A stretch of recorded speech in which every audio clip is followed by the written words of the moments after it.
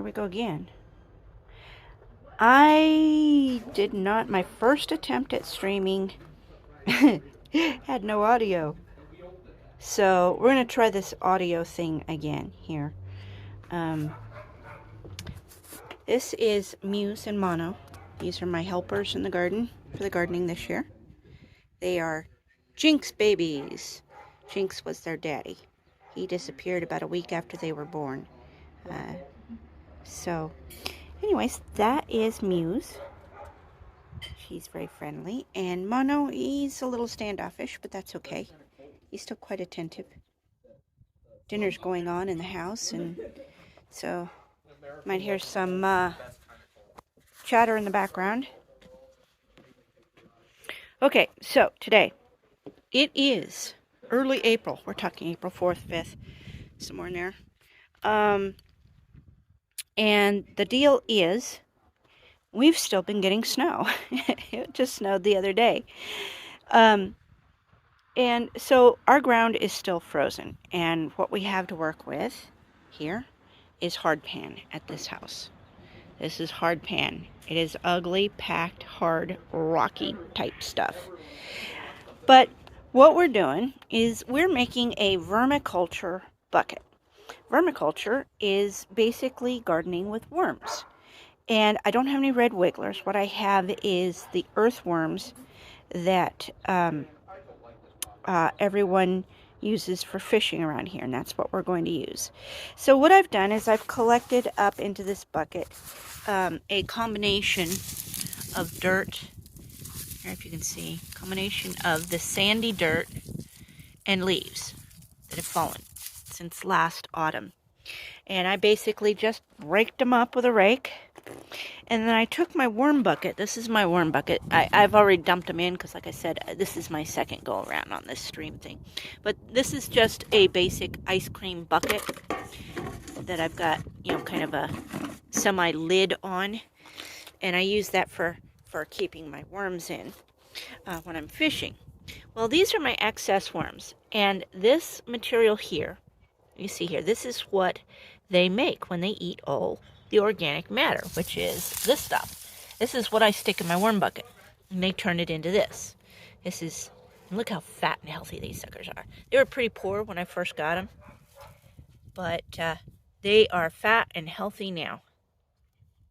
So I'm putting them in here so that they can turn all of this bucket, and if you can see, it's just a big bucket from Wally World. That's where I got it years ago.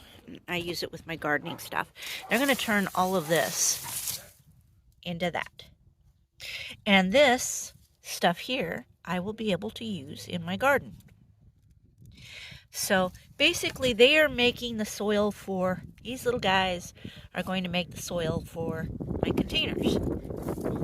So I've got them started, and I'll probably pick up some more worms as I fish. I'll be videotaping my fishing too. So if you're into fishing in Montana, you can follow along with that.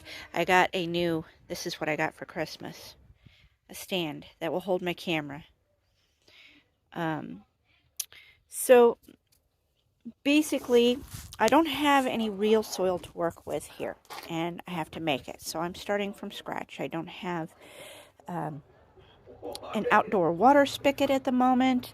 There's a lot of issues with this particular house.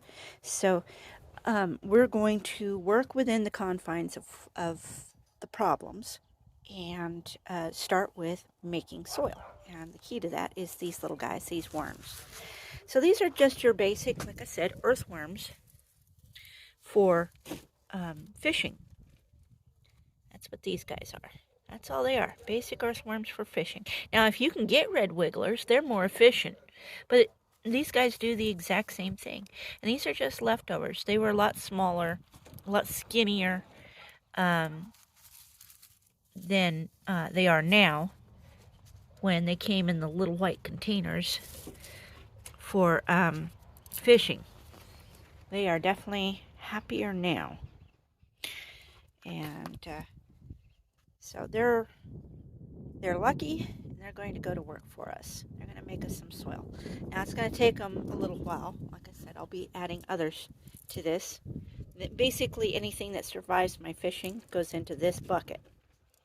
And we'll just monitor all the way down so that they don't get flooded out with too much water. But this is Montana, central Montana, and we don't get so much water that flooding is generally an issue.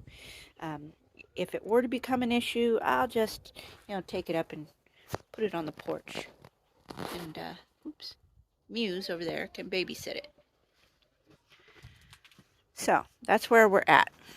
I have, let's see here. My garden space is back here, back side of the shed. And we don't have a whole lot to start with. This is the back door to my shed. I got a couple buckets. I've got a couple tomato racks there, some extra containers. Right now, I have a bunch of baby tomatoes that are in on my windowsills. And on the next stream, I will show you the little guys on the windowsills in the house. And you can take a look at it. There's an old table that came with the place. There's my four-wheeler trailer. But this is basically the space that I have to work with. It's not much. And as we go along, we will expand. We'll be doing mostly container gardening. In the past, I've done a little bit of static hydroponic gardening, which is good.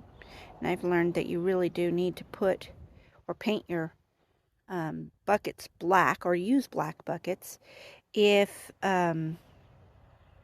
you're going to do static hydroponics in a bucket. It can be done. I've done it. That's what these over here are from years past when I did some of that in buckets. And it's great, but the roots get choked eventually. If the bucket is white, the roots will eventually get choked out with algae. So what you really want is like a black bucket. So anyways, I think we'll call that good. We're going to let the worms I just put into the worm container acclimate to their new home. And we'll see you next time. I will periodically be putting in gardening videos as I'm doing gardening.